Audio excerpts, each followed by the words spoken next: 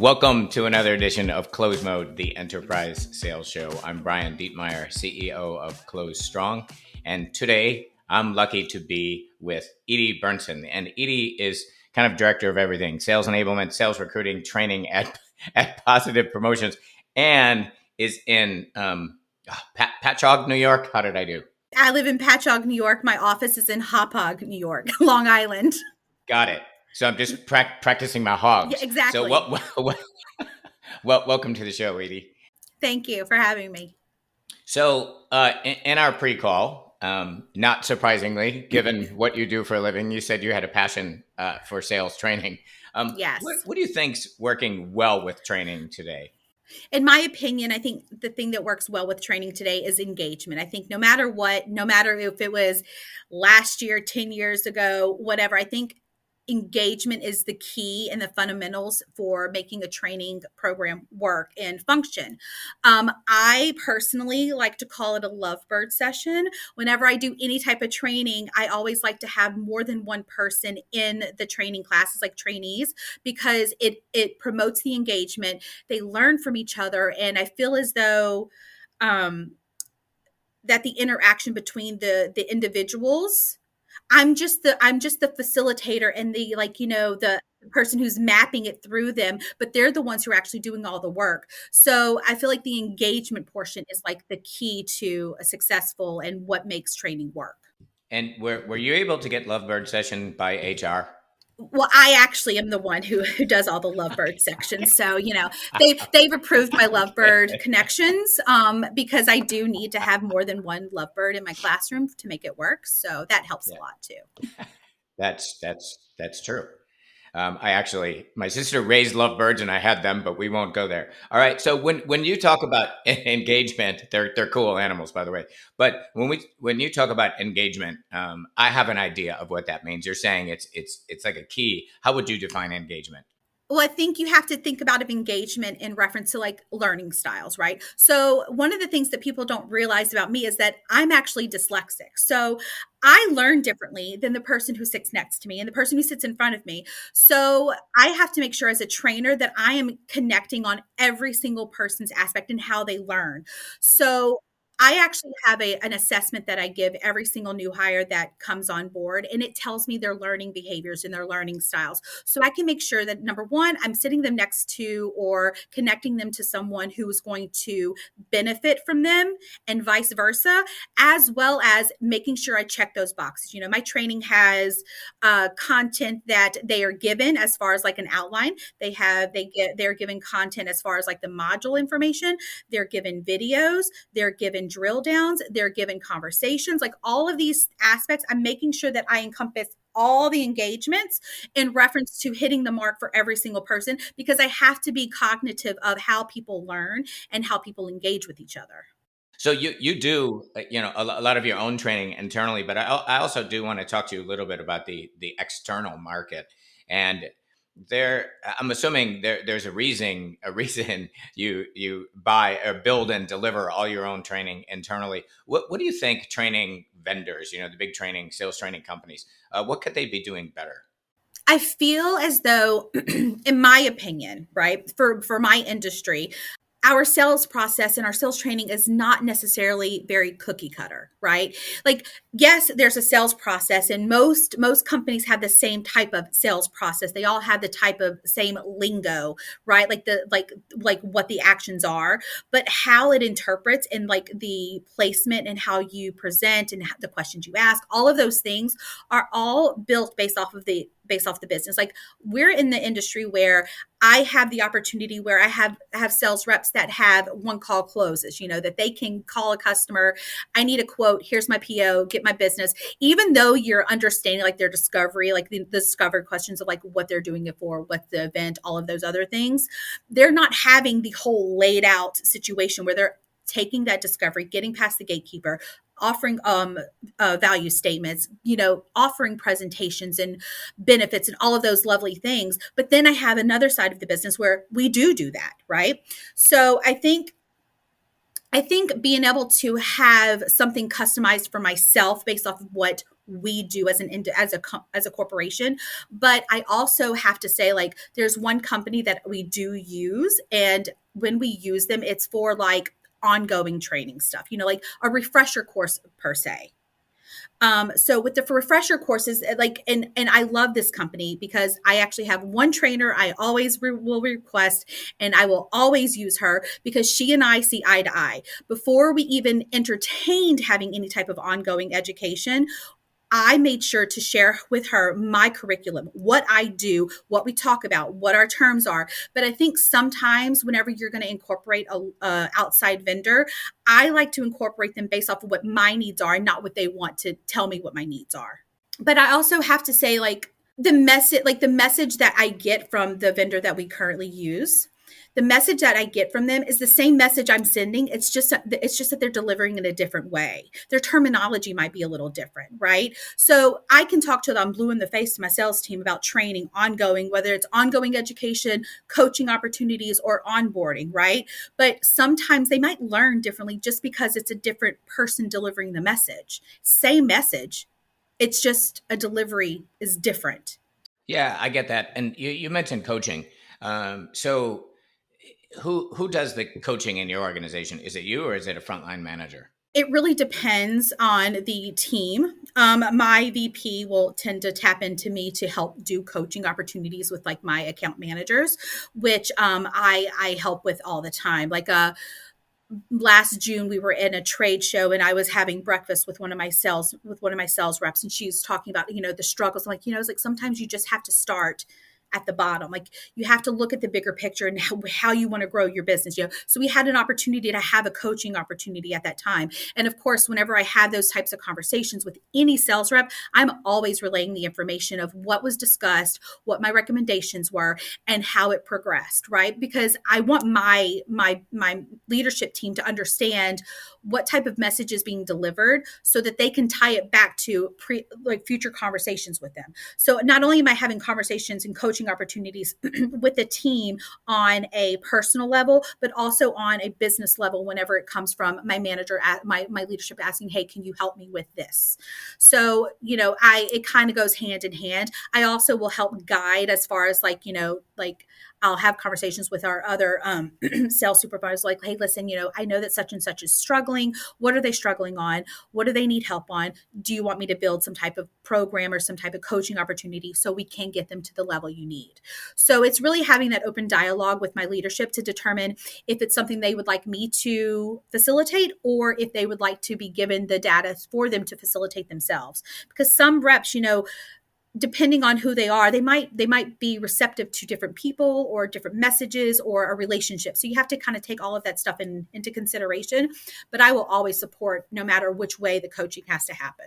Two reactions to that. One is, you have, as they say, carried a bag. You've been a salesperson. So I think that really helps as I'm hearing you talk through that. The other thing that occurs to me, as we're talking about positive promotions approach to training, it's very individualized. It's very just in time. Is that fair? I don't hear so much about rolling out courses, but I'm hearing a lot more. What's your learning style? What does this person need at this moment? Is that fair? Yeah, whenever it goes to ongoing education, absolutely.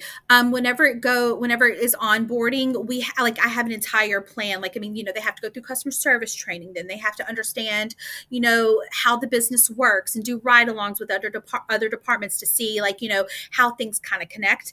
And then we start diving into like the sales process and the sales training, and then getting past the gatekeeper, tricks and drill downs, and developing their own voice, basically, because I'm a huge advocate that scripts are not the way. Like, I don't believe in scripts, because at the end of the day, the one thing I will tell my sales team over and over and over and over and over again, the thing I preach every day, is that our customers are not buying from positive promotions. They are buying from the sales rep. So the only way that you're going to have a connection with your customer and actually build that relationship is that you have to be yourself.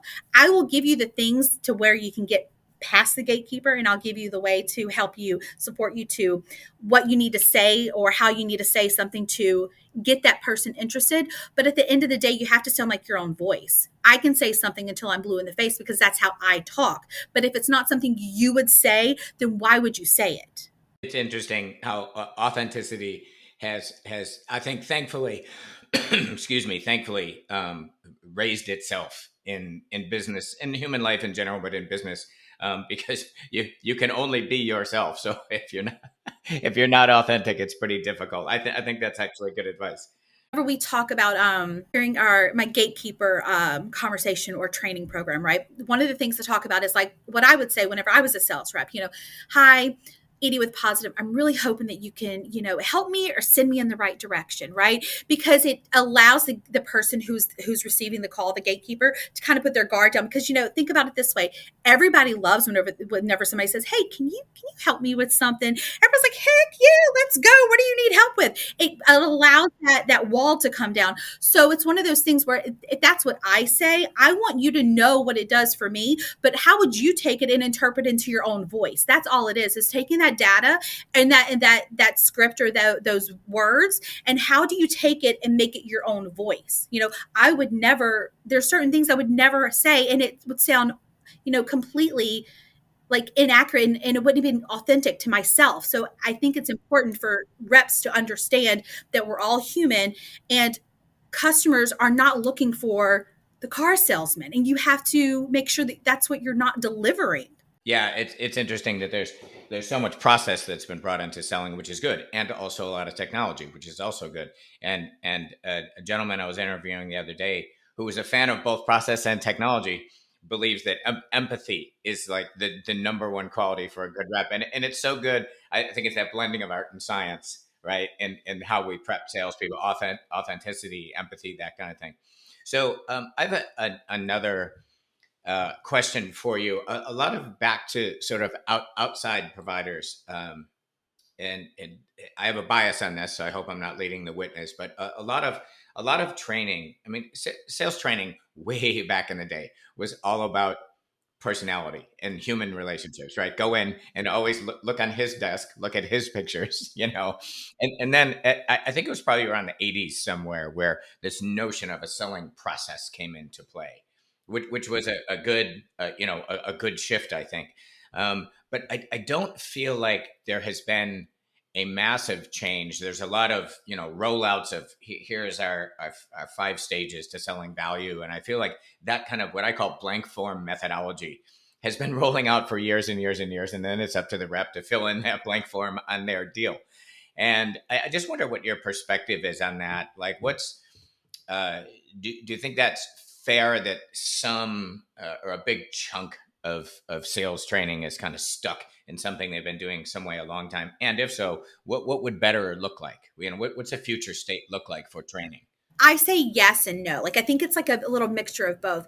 I think it's one of those things where, it's always been kind of pounded in your head, like previous years of, this is your first step. Then from there, you're going to do this. And then after that, you're going to do this. And then after that, you're going to do this. Like, it's like regimented, right? Well, in reality, that's not how it is anymore. I am a firm believer that I have to learn. If I'm talking to a customer, I want to learn one personal thing about that person, one personal thing. And it's not necessarily because I want to use it as a reason, or like I don't know, I don't know the right word to use, but I use it as a way of connecting. And I think that's the thing, is like I think that we're not connecting. You know what I'm saying? Like, we're not taking that knowledge and we're not connecting it to the customer, because at the end of the day, people buy emotionally, and it really depends on the decision maker you're talking to and what buy-in they have into the sales process, right? So, I mean, I could be talking to 3 different people that are making the decision of a promotional event, right? I could have a CFO, I could have the buyer, and I can have the manager who is executing it, right? All 3 of these people have different things that is going to trigger them and what they're looking for. As a salesperson, I've got to understand and recognize who my audience is and make sure I'm hitting the mark on each one of them, because it's not a cookie cutter situation, right? With my CFO, I'm going to look at what the bottom line is. I'm going to look at how is it going to be beneficial for him with his ROI, right? Whenever I'm talking to the manager, I'm going to look at him and try to figure out a way to where it makes life easier for him, because that's what it's all about. Whenever it comes to the buyer, who is the one who's actually emotionally engaged with this whole program, I'm going to look about how he's going to make people feel. I don't think we can justify making everything so linear, because it's not. Yeah, I think it was Mike Tyson who used to say, you have a plan and until you get punched in the throat. Maybe it was punched in the face, but but I think that it's like you have this plan and then the deal starts, and yeah, it's rarely linear, and we found the same with coaching. Like, yeah, this is what a coaching process should look like, and then it all blows up. But I think a lot of the time too, I'm in charge of projects, right? So not only do I oversee all the sales training and any type of training that happens, but I also oversee like projects and like tangible things, right? So I kind of put two and two together. What's my end goal, right? Like, what's my objective? Like, what do I want to happen from this project? Or what do I want to happen whenever I make the sales call? Or what is my objective for my sales training, right? I have an end goal. How I get to that end goal, I don't give a shit. I just need to get to that end goal. And sometimes it could start over here, come down here, all over the place. But at the end of the day, you have an end goal. Just like whenever we have new programs that are rolling out, like I had a conversation with my VP the other day, and he wants to roll out a new program for lead generations, right? I'm like, okay, what's your goal? What's your end goal? What do you want to result from this, right? And he tells me, like, okay, so now I'm going to start working backwards. And I think sometimes you have, like, even with the sales process, again, it's not a linear thing. You need to figure out what your objective is. Like every call that one of the things I talk about in my training class is that every call that the rep has to make, they have to have an objective. What is your objective for that call? Is it to make an appointment? Is it to close the business? Like, because all different calls are different stages. So you have to be able to understand what your objective is. And that's your focus on how you're going to get there. That's all it is. It's interesting. I was just having a discussion with someone the other day about discovery, which is basically research, right? And any if you take a market research course, it's going to tell you you always start with the end in mind, and then you go back and develop the instrument. And the instrument in this case is questions, and it's kind of basic, but we do see that a lot. It's like, well, let's develop our questions, and it's like, well, wait, which question is leading to this exact output that we're trying to get to at that moment? Yeah, I completely agree. So I mentioned this before, and I'm wondering how you feel, because I think your company's executing it, this idea of just in time enablement. What percentage of your efforts will you say, you say that, hey, there's that whole linear onboarding, we're getting people through this, but what percentage of your efforts do you think are just in time to go, this human needs this at this moment? For us, everything is just in time. Pre-COVID, everything was was all based off of a timeline, based off of campaigns. Okay, so a campaign is a national event that happens. Nurses Week, Doctors Day, Breast Cancer Awareness Month. Like they have specific dates that things happen, right? Well, over the years and after COVID, what we've learned for our business is that it's changed. It's changed some. That our customers are not coming to us for turnkey solutions about events always. They're coming to us for service related programs, like for instance, like with healthcare, offering different types of services for patient care, quiet kits to promote, noise, better scores and HCAP scores for the hospital with noise. So I have empowered my leadership to think about the sales process differently. In my opinion, now that COVID has changed our business model, is that we need to focus on our customers as a service of what we can do and what we can offer, our capabilities. And then the events and all the things that are based off of like time frames and like being like the right place at the right time. All of that is just those are lanya. Those are the low hanging fruit. Those are the extras. You know what I mean? But I think we have to, as a sales organization, I think we have to approach differently now, because we do offer so many other capabilities. We do offer so many other services. But I think it's one of those things where if you can get your customer to respect you and to understand that you're just not a water bottle company, a pen company, to understand that we offer so much more, they're going to come back to you. They're going to come to you, and then you have developed a relationship, which means that you have understood what their true needs are, what their plans are, how they want people to feel, how you're going to affect their business, how you're going to affect their employees' lives, how you're going to affect their communities' lives. Like all of these aspects all come to light, but it's all about how you're going to present yourself. Like if we're asking the right questions on the initial front end to expand our services and our capabilities, all of the other stuff just kind of like, it all just kind of falls into place. What I'm hearing as you're talking through that is that whole process is decommoditizing, and your business someone could easily say, I can get the same logoed stuff somewhere else.